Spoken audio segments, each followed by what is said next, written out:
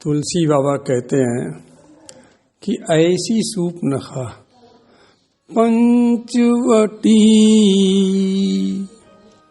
सो गई एक बारा। कहाँ गई कि पंचवटी सो गई एक बारा।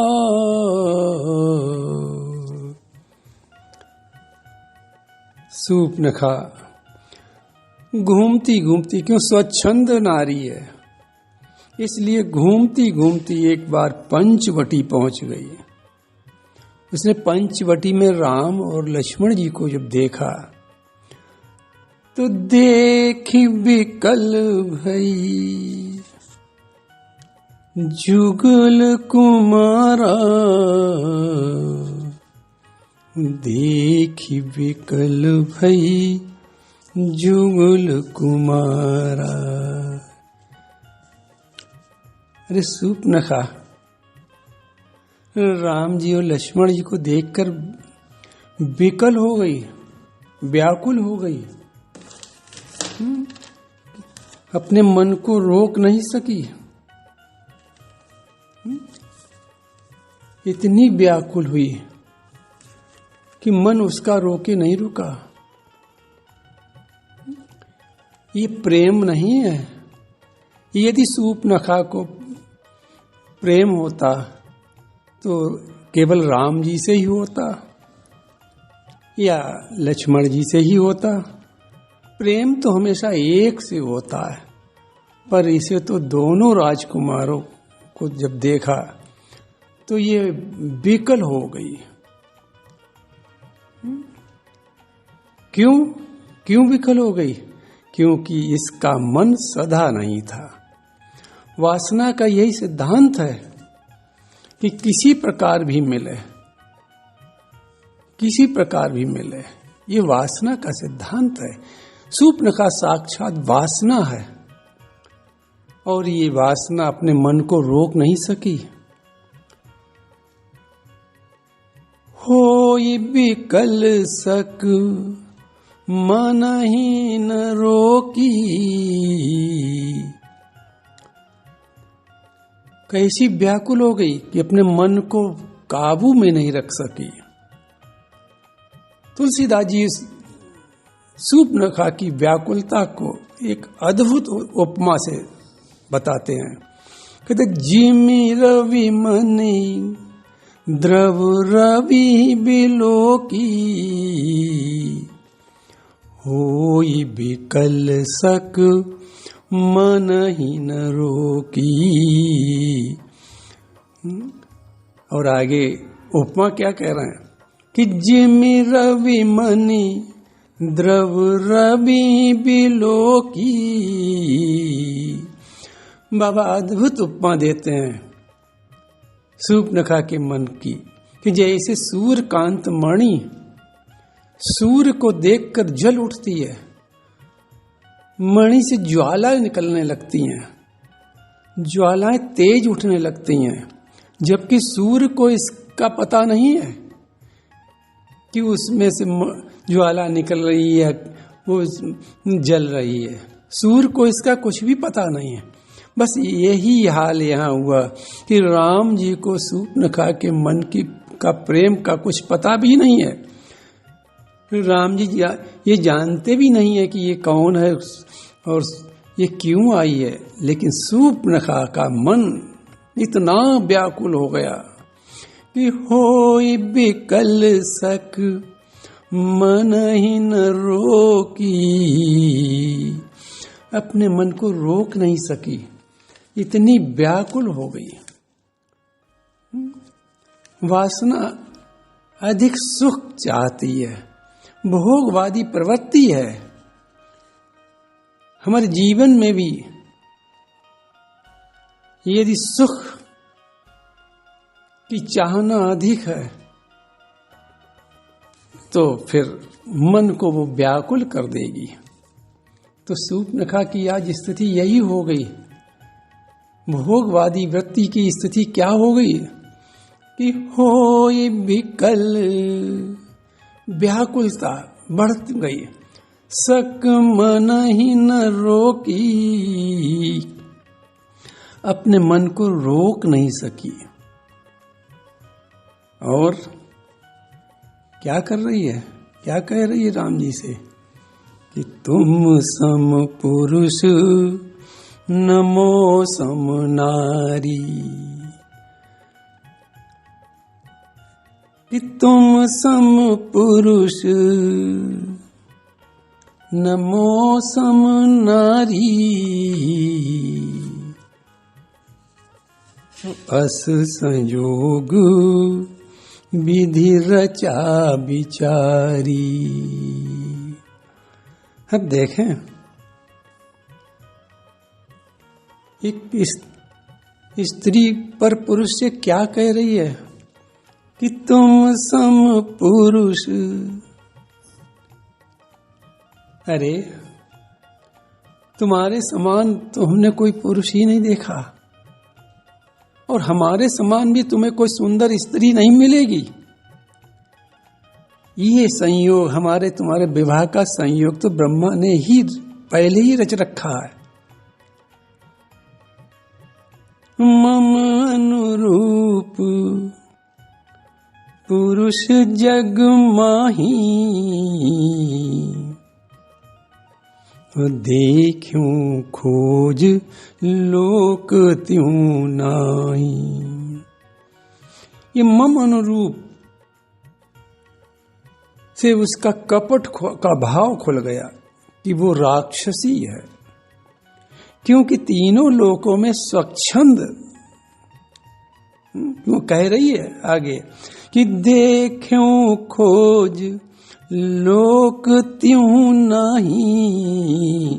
मैंने तीनों लोकों में ढूंढा कि हमारे समान सुंदर कोई पुरुष, हमारे अनुरूप कोई पुरुष हमें मिल जाए विवाह के लिए, लेकिन नहीं मिला कोई हमारे बराबर सुंदर, हमारे योग्य कोई पुरुष हमको विवाह के लिए मिला ही नहीं।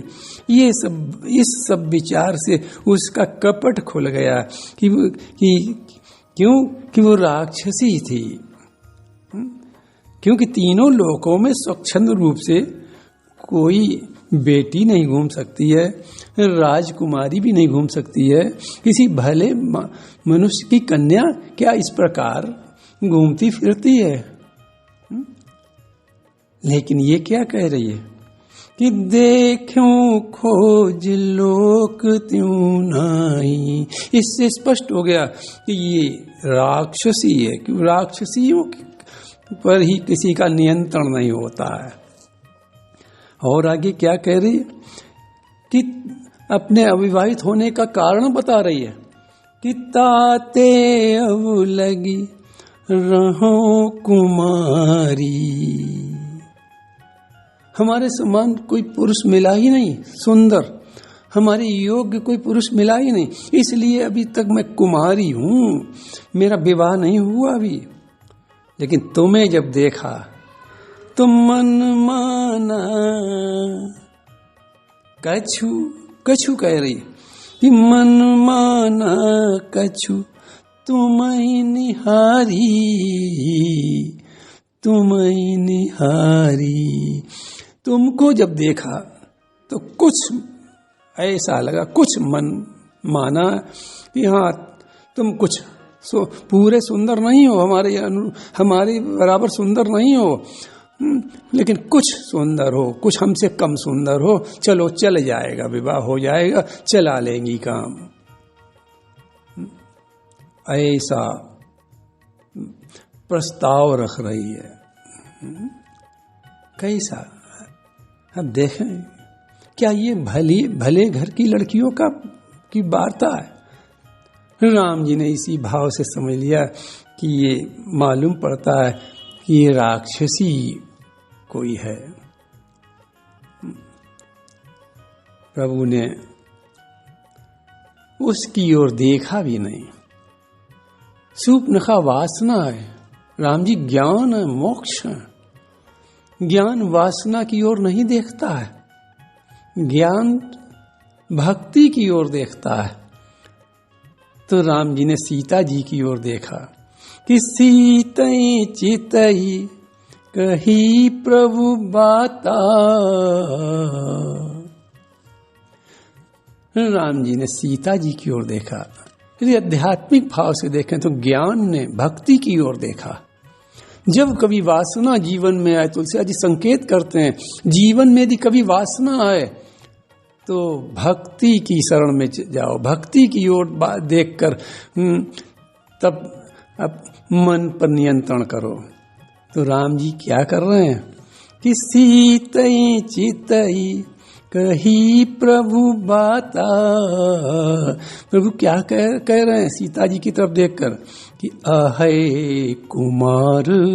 लक्ष्मण जी की ओर इशारा करते करके कह रहे हैं कि अहे कुंवर मोर लघु भ्राता।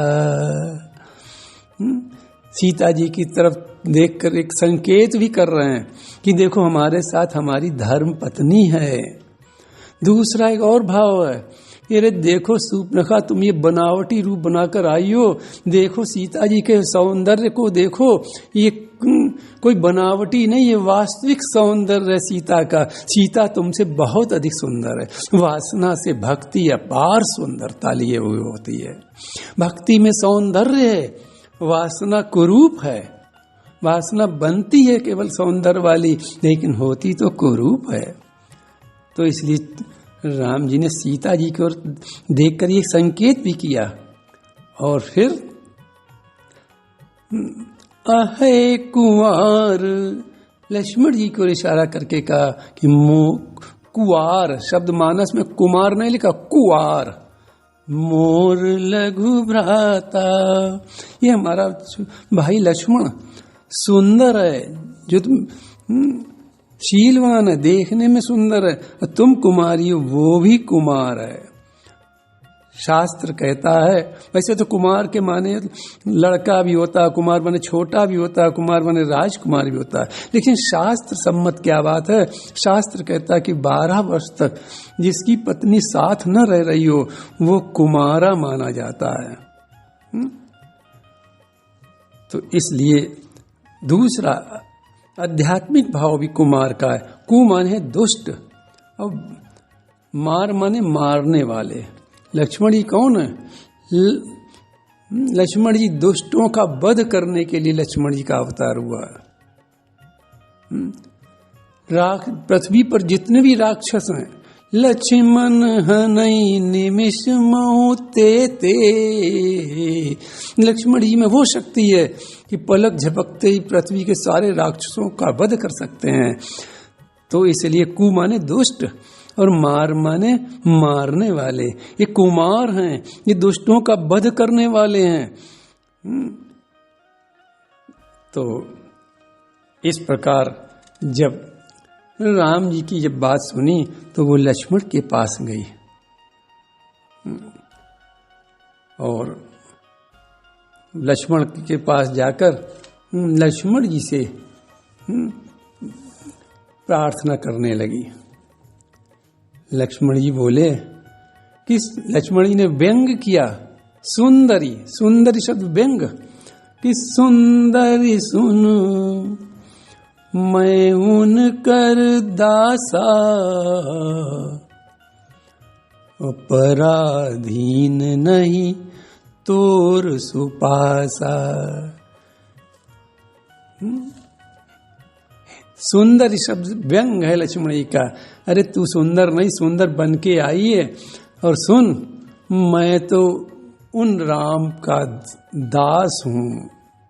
दास स्वतंत्र नहीं होता है, दास तो हमेशा पराधीन होता है।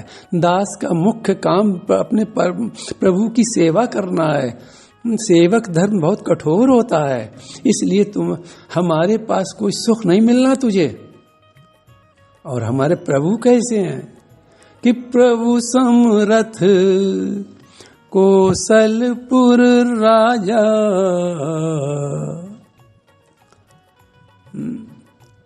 जो कुछ करई उनई सब छाजा। प्रभु समर्थ हैं, सर्व समर्थ हैं, सब कुछ करने में समर्थ हैं। और समर्थ को नहीं दोष गुसाई। समर्थवान कुछ भी करे उसे कोई दोष नहीं लगता है, लेकिन सेवक सब कुछ नहीं कर सकता है। सेवक तो अपने स्वामी के पराधीन होता है। और फिर प्रभु समर्थ के साथ साथ कौशलपुर के राजा भी हैं। राजा कितनी भी रानियां रख सकता है, राजा कितने भी विवाह कर सकता है, वो स्वतंत्र होता है। इसलिए जो कछु करही उन्हीं सब छाया, उनको जो वो करें उनके लिए सब अच्छा है। लेकिन मैं तो पराधीन हूँ, पराधीन नहीं तोर सुपासा। अब लक्ष्मण जी नीति का बहुत सुंदर उसको उपदेश कर रहे हैं, सुनने लायक है।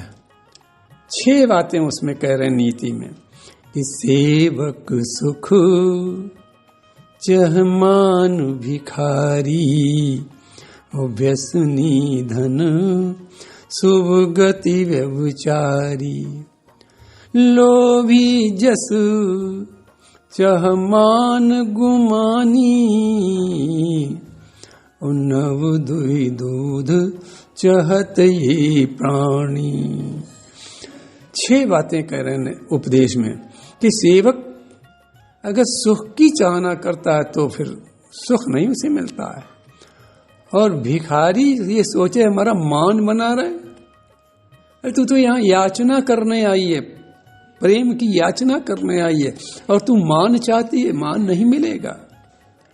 और व्यसनी धन, अरे किसी को व्यसन कोई लगाओ, अब वो सोचे धन हमारे पास रुक जाए, नहीं रुकता है। और शुभ गति व्यभिचारी, व्यभिचारी व्यक्ति के पास को शुभ गति मिल जाए, अरे नहीं, उसको तो नरक मिलता है, व्यभिचारी को नरक मिलता है। लोभी जस, लोभी व्यक्ति चाहे हमें यश मिले, यश नहीं मिलता है, क्योंकि लोभी को तो धन ही धन हर समय दिखाई देता है। और यश के लिए पूर्ण कर्म करने पड़ते हैं, पूर्ण कर्म में धन का खर्चा होता है, और लोभी धन को तो प्राणों से भी अधिक चाहता है।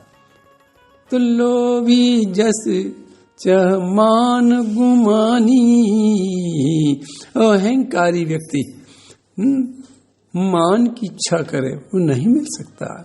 तो आप लोग फिर सुन ले नीति का उपदेश लक्ष्मण का बड़ा सुंदर, इसमें 6 बातें कही हैं कि सेवक सुख चहमान भिखारी, और व्यसनी धन शुभ गति व्यभिचारी, लोभी जस चहमान गुमानी, और नव दुई दूध चाहत ये प्राणी। ये नव दुई दूध ये मुहावरा भी है, इसका भाव ये असंभव को संभव करना। लक्ष्मण जी का आशय ये है, लक्ष्मण जी के अपना आशय प्रकट कर रहे हैं शूर्पणखा से कि मैं तो दास हूँ, मैं अपने स्वामी राम का दास हूँ, मेरे साथ विवाह करके तुझे सुख नहीं मिलेगा, इसलिए तुम क्या करो,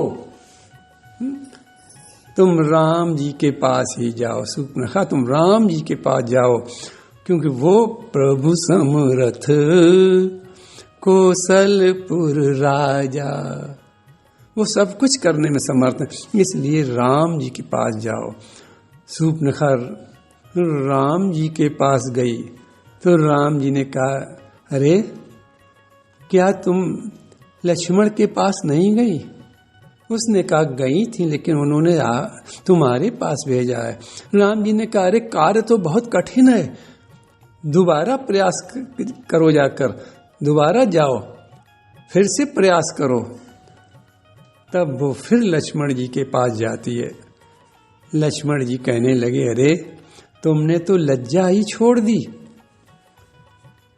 लक्ष्मण कहा, लक्ष्मण कितनी सुंदर बात लक्ष्मण जी कह रहे हैं, समझने लायक है कि लक्ष्मण कहा तो ही सो बरई, और जो तृण तोरी लाज परिहरई। लक्ष्मण ने कहा, तू निर्लज्ज है, तेरे साथ तो वो विवाह करे जिसने लज्जा को तिनके के समान तोड़कर फेंक दिया हो। लक्ष्मण कह रहे, साधारण स्त्री भी यदि किसी पुरुष से विवाह का प्रस्ताव करती है तो उस समय करती है जब उसके पास उसकी स्त्री नहीं होती है। जब वो पुरुष अकेला होता है तो उसके साथ अपने प्रेम का प्रस्ताव रखती है। लेकिन तूने तो बिल्कुल लज्जा छोड़ दी। तू ऐसी निर्लज्ज है कि राम जी के साथ उनकी धर्म पत्नी को देखकर भी तू नहीं मानी। ऐसी निर्लज्ज है तू, इतनी निर्लज्ज है तू, तो इसलिए तेरे साथ कौन विवाह करेगा। लक्ष्मण कहा तो ही सो बरई, तेरे साथ तो वो विवाह करे जो तृण तोरी लाज परिहरई, जिसने लज्जा को तृण के समान, तिनके के समान तोड़कर फेंक दिया हो, यानी लज्जा जिसे बिल्कुल उसके स्वभाव से निकल गई हो। जब लक्ष्मण जी की ये बात सुनी तो शूर्पणखा खिसिया गई और खिसियाकर राम जी के पास गई और उसने अपना भयंकर राक्षसी रूप प्रकट कर दिया। देखो वासना की, तुलसीदास जी यहाँ संकेत क्या करना चाहते हैं कि वासना की जब पूर्ति नहीं होती है तो वो भयंकर रूप प्रकट करती है और भयंकर रूप प्रकट करके शांति को ही खा जाना चाहती है। जब जब जीवन में वासना बढ़ती है तो जीवन से शांति समाप्त हो जाती है। ये यहाँ पर यही प्रसंग बताता है कि शूर्पणखा खिसिया कर, शूर्पणखा कौन है? शूर्पणखा वासना है। ये खिसिया कर जब इस वासना की विवाह की वासना की यानी शूर्पणखा की इच्छा की पूर्ति नहीं हुई तो वासना खिसिया गई और उसने अपना भयंकर रूप प्रकट किया और सीता को खाना चाहती थी। यानी वासना की जब पूर्ति नहीं होगी तो वो शांति को ही खा जाना चाहती है। जीवन में वासना न बढ़ने दें। वासना जब बढ़ती है तो शांति समाप्त हो जाती है। यहाँ वासना ज्ञान और वैराग्य को देख रही है। यहाँ शांति किसके साथ है? शांति ज्ञान यानी राम और वैराग्य यानी लक्ष्मण। शांति रूपी सीता, ज्ञान रूपी राम, वैराग्य रूपी लक्ष्मण के साथ है। तो जब वासना बढ़े तो ज्ञान और वैराग्य का सहारा लिया जाए, ज्ञान और वैराग्य का आश्रय लिया जाए तो वासना समाप्त हो जाएगी। वासना रुक नहीं सकती है। तो सीतई सभय देखी रघुराई, राम जी ने देखा सीता जी शूर्पणखा का भयंकर रूप देखकर डर रही हैं। तो सीतई सभय देखी रघुराई और कहा अनुज सन शयन बुझाई। ज्ञान ने वैराग्य को इशारे से ही सबको समझा दिया। यानी राम जी ने लक्ष्मण जी को सब कुछ इशारे से समझाया। क्यों? क्योंकि वैराग्य रूपी लक्ष्मण की दृष्टि सदैव राम जी के चेहरे के ही ऊपर रहती थी कि राम जी क्या चाहते हैं। अतः लक्ष्मण सब समझ गए कि हमको क्या करना है, राम जी क्या चाहते हैं। तो लक्ष्मण जी ने क्या किया कि लक्ष्मण अति लाघव सो नाक कान बिनु कीन। लक्ष्मण जी ने वासना अर्थात शूर्पणखा के नाक कान काट कर मोह रूपी रावण को चुनौती दे दी। लक्ष्मण अति लाघव, लाघव कहते हैं फुर्ती को, तेजी से। लक्ष्मण जी ने बड़ी फुर्ती से सूर्पनखा समझ नहीं सकी और लक्ष्मण जी ने इतनी फुर्ती से सूर्पनखा के नाक और कान काट दिए। नाक कान काटकर मानो रावण को चुनौती दी कि तुम युद्ध के लिए तैयार हो जाओ। यहां कभी कभी लोग एक प्रश्न करते हैं कि सूर्पनखा जान क्यों नहीं पाई कि हमारे नाक कान काटे जा रहे हैं। तो एक आप देखें यहाँ शब्द दिया तुलसीदास जी ने कि लक्ष्मण अति लाघव। लाघव शब्द दिया, लाघव माने बड़ी फुर्ती से। सो नाक कान बिनु कीन, लक्ष्मण जी ने इतनी फुर्ती से ये कार्य किया क्योंकि वो सीता की ओर झुकी थी, सीता को खाना चाहती थी। सूर्पनखा सीता को खाना चाहती थी, उनकी ओर झुकी थी। और लक्ष्मण जी ने जैसे ही कान पर हाथ लगाए तो वो ये समझी कि ये लक्ष्मण हमारे साथ प्रेम विवाह, हमारे साथ विवाह करना चाहते हैं, इसलिए ये प्रेम के कारण हमारे गालों का स्पर्श कर रहे हैं, हमको मना रहे हैं कि आओ सुंदरी, मैं तुम्हारे साथ विवाह करने के लिए तैयार हूँ। सूर्पनखा ये समझ रही थी, लेकिन लक्ष्मण जी ने इतनी लाघव, इतनी फुर्ती से नाक कान काट दिए, सूर्पनखा समझ ही नहीं सकी इस बात को कि तो लक्ष्मण, तुलसीदास जी क्या लिखते हैं, लक्ष्मण अति लाघव सो नाक कान बिनु कीन। बड़ी फुर्ती से लक्ष्मण जी ने सूर्पनखा को नाक कान के बिना कर दिया। वासना के नाक कान कट गए। देखो वासना जब जब बढ़ेगी तो नाक कान कटना माने अपमानित होना। वासना अपमानित करती है, इसलिए वासना को ये प्रसंग शिक्षा देता है कि वासना कि जीवन में जब वासना बढ़े तो ज्ञान और वैराग्य का आश्रय लो, तो अपमानित होने से बच जाएंगे हम लोग। समाज में हमारा अपमान नहीं होगा, लोग नहीं कहते कि नाक कटवा दी, ये अपमानित होना है। तो इसलिए ये संकेत करता प्रसंग कि वासना पर नियंत्रण करने के लिए ज्ञान की आवश्यकता है और वैराग्य का आश्रय की आवश्यकता है। बस यही आज का प्रसंग, सूर्पनखा का प्रसंग विश्राम होता है। अब आगे खरदूषण का वध का प्रसंग आगे प्रारंभ होगा।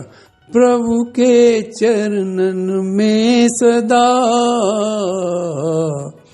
पुनि पुनि करूं प्रणाम, यही कहूं भूलूं नहीं मेरे प्रियतम राम।